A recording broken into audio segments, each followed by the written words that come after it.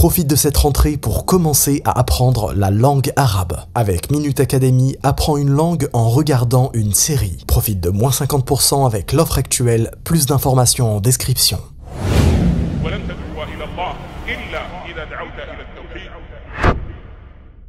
Les dessins animés sont bien plus que de simples divertissements pour les enfants. À travers leurs personnages colorés, leur rythme et leur aventure captivante, ils parviennent à capter toute l'attention des plus petits, mais aussi des plus âgés. Certains d'entre eux peuvent paraître bénéfiques, quand d'autres sont une réelle manipulation des esprits, comportant propagande et messages subliminal. Sans même s'en rendre compte, la personne s'habituera progressivement à ce qu'elle regarde, en acceptant moralement le contenu de ce dessin animé, quitte à parfois y laisser sa foi. Restez bien jusqu'à la fin pour connaître le plus malaisant des dessins animés de ce top 5. Voici donc 5 dessins animés qui entachent ton âme. 5 dessins animés anti-islam. Premier dessin animé, Sam le pompier. Bon, je vous fais un résumé de ce qu'est Sam le pompier. À Pontypandy, ville du Pays de Galles, Sam le pompier est un garçon courageux et généreux. Armé de sa lance à incendie, il est serviable et toujours à l'écoute des autres. À chaque occasion, il prête main forte aux habitants et donne des conseils aux plus jeunes pour éviter les accidents. Efficace, il a toujours une solution, même dans les situations les plus critiques. Bref, un dessin animé qui, en apparence, encourage à la loyauté et au dévouement et à la confiance. Mais dans l'épisode 7 de la saison 9, les responsables de ce dessin animé ont décidé de diffuser un message subliminal, pas comme les autres. En entrant dans la caserne avec des verres sur un plateau, des pages se trouvent au sol. L'un des pompiers glisse alors sur ces pages, mais pas n'importe quelle page, des pages du Coran. La scène a été supprimée, mais l'on peut clairement voir sur cette vidéo les pages du Coran en mouvement. Quel est le but d'une telle scène si cette scène était volontaire? Simplement de générer un sentiment négatif vis-à-vis de ce qui a engendré cette chute, à savoir les pages du Coran. Qu'il s'agisse d'une simple erreur ou d'une réalisation volontaire, et quoi qu'il en soit, la sourate présente sur cette page est la sourate El-Mulk, une sourate emplie de tawhid, d'unicité, qui explique l'importance de la seigneurie d'Allah, l'importance de ses noms et attributs, et en conséquence, l'importance de son adoration. Une sourate ayant pour but de rappeler la puissance et la grandeur d'Allah. Une sourate aussi appelée l'empêcheuse du châtiment de la tombe.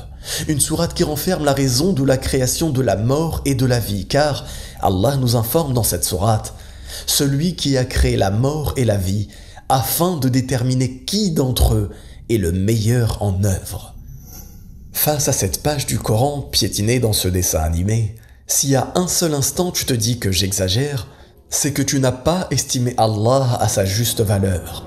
Si tu te dis qu'il y a pire dans la vie, c'est que tu n'as pas estimé Allah à sa juste valeur. Et comment estimer Allah à sa juste valeur sans connaître l'unicité dans la seigneurie, dans l'adoration et dans les noms et attributs? L'unicité dans la seigneurie, c'est le fait d'avoir la conviction qu'Allah gère absolument tout dans toute l'existence. Il donne la mort et la vie, et c'est à lui que tout appartient. L'unicité dans les noms et attributs, c'est le fait de savoir que certains noms et attributs sont certes partagés avec ses créatures, mais qu'Allah est au-dessus de tout. Par exemple, Al-Alim, le savant, certes des êtres humains maîtrisent certains savoirs, mais le savoir parfait, dénué de défauts et d'erreurs, appartient à Allah. Et de savoir aussi que d'autres noms ne reviennent qu'à Allah seul, comme Ar-Raziq, le pourvoyeur, ou comme Al-Ilah, celui qui est adoré. Personne ne peut prétendre prendre ces noms et attributs. Enfin, l'unicité dans l'adoration, c'est de se dire, puisqu'Allah détient la seigneurie, et puisqu'il détient les noms les plus beaux et les attributs les plus parfaits, conséquence, c'est lui seul que j'adore, sans jamais rien lui associer. Deuxième dessin animé, South Park. South Park est un dessin animé satirique américain qui a pour particularité d'être violent et vulgaire. Initialement destiné à un public averti, les plus jeunes regardent aussi cette série, n'y voyant pas de danger particulier. Un dessin animé, somme toute, anticonformiste et empli de messages politiques, qui touche une très large population au niveau mondial. Mais dans cet épisode, les réalisateurs ont jugé utile de s'en prendre directement à l'islam. En réalité, ce n'est pas la première fois qu'ils s'en prennent à l'islam, mais j'y reviendrai dans un instant. Dans cet épisode, le prophète Muhammad sallallahu alayhi wa sallam est représenté au début par un ourson, puis par un dessin offensant dans le seul but de pouvoir se justifier qu'il s'en prenne aussi à l'islam. Ce n'est même pas drôle. Si je vous disais qu'il s'en était déjà pris à l'islam, c'est qu'en réalité, il s'en était déjà pris au prophète Moussa, Moïse alayhi salam, et au prophète Jésus, Isa alayhi salam. À ce sujet, une erreur est faite par de nombreux non-musulmans. Ils pensent que Jésus leur appartient et que Moïse leur appartient, alors qu'il s'agit de deux prophètes de l'islam à part entière. Chaque fois qu'une moquerie est commise à leur encontre, le musulman souffre, comme s'il s'agissait du prophète Muhammad sallallahu alayhi wa sallam. Mais ça, peu de gens le savent. Pire encore, de nombreux musulmans ne ressentent absolument rien quand d'autres prophètes sont moqués. Et ceci est une erreur grave. Allah nous informe dans le Coran: le messager a cru en ce qu'on a fait descendre vers lui venant de son Seigneur. Et aussi les croyants.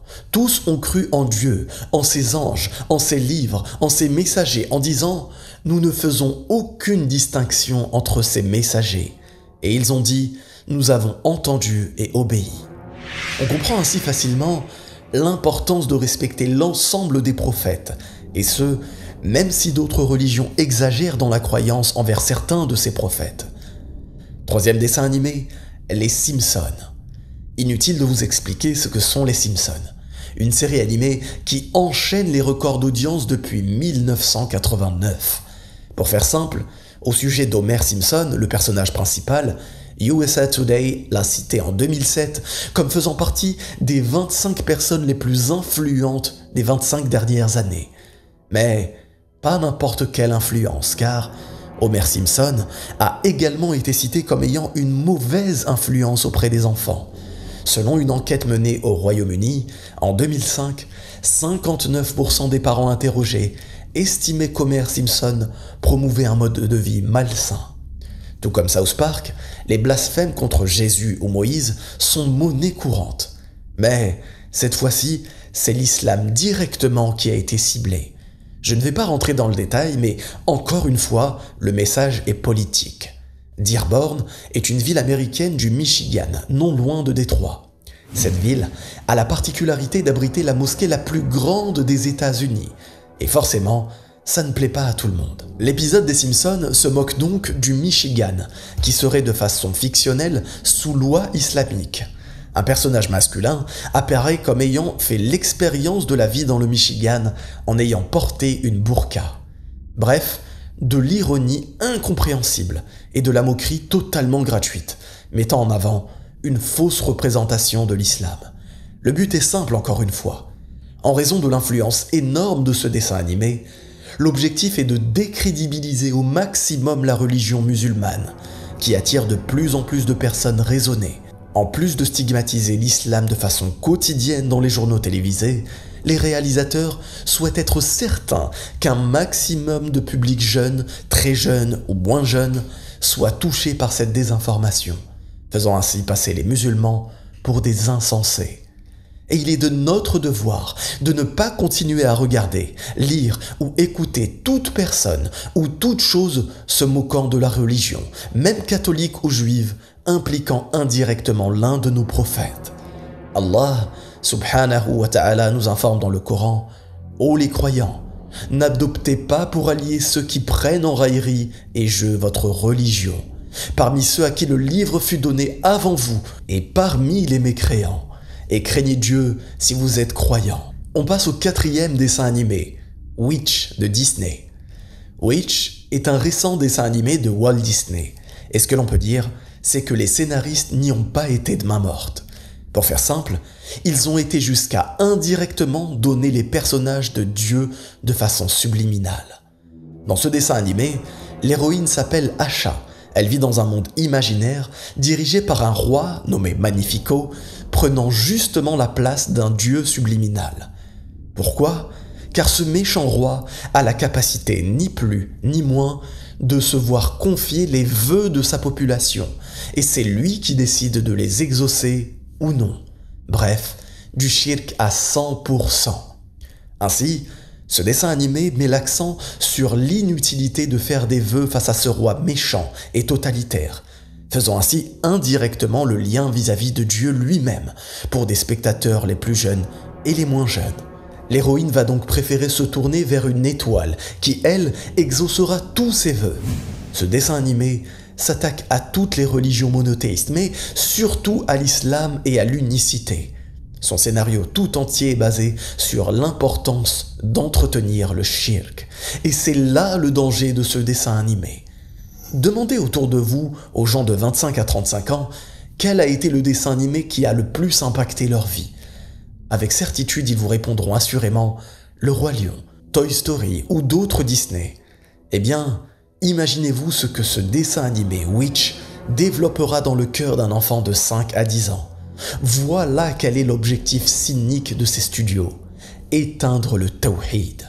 Mais, alhamdoulilah, ce dessin animé a été un flop monumental, plus de 130 millions d'euros de déficit. Allah nous informe dans le Coran, et rappelle-toi, le moment où les mécréants complotaient contre toi pour t'emprisonner, ou t'assassiner, ou te bannir. Ils complotèrent, mais Allah a fait échouer leur complot, et Allah est le meilleur en stratagème. Car oui, Allah est bien au-dessus de tous leurs complots. Enfin, 5e dessin animé, non pas des moindres, Burqa Adventures. Nous y sommes. Voici le plus malsain des dessins animés sur lequel je suis tombé. Son nom est à lui seul une masterclass, Burqa Adventures. Comprendre la vengeuse des burqas. Et ce n'est pas une blague. Ce dessin animé existe réellement et il y a même plus de 60 pays qui en ont acheté les droits de diffusion. Allez, je vous fais tout de même un speech pour que vous compreniez à quoi correspond ce dessin animé. La héroïne est une professeure non voilée le jour qui se transforme en super-héros la nuit avec une tenue de burqa modèle ninja. Ses ennemis sont des caricatures de pseudo-musulmans méchants. Le dessin animé recèle de messages stéréotypés qui sont omniprésents et fait croire que les femmes ne doivent pas bénéficier d'enseignement ou que la place de la femme est dans une cuisine. Le dessin animé est même diffusé dans certaines écoles. Bref, les musulmans dans ce dessin animé se font passer pour des personnages dénués d'intelligence et de bon comportement. On peut légitimement se dire que certaines personnes exagèrent dans la religion et ne font pas preuve de juste milieu. Mais là, faire un dessin animé pour discréditer les musulmans, qui plus est dans un pays musulman, ce n'est du jamais vu. Avant de finir, j'aimerais rappeler l'importance de l'interdiction de représenter des créatures d'Allah vivantes. Si un musulman regarde un dessin animé, il doit avoir pris la garantie que ce dernier ne comporte pas de haram, pas d'interdit, et que ce qui en sort est bénéfique. Cette vidéo est maintenant terminée, j'espère que vous l'avez appréciée. Si c'est le cas, like-la, abonne-toi et partage-la autour de toi. Je te dis à très bientôt, Inch'Allah. Wallahu a'lam. Barakallahu fikum. Wassalamu alaykum wa rahmatullah.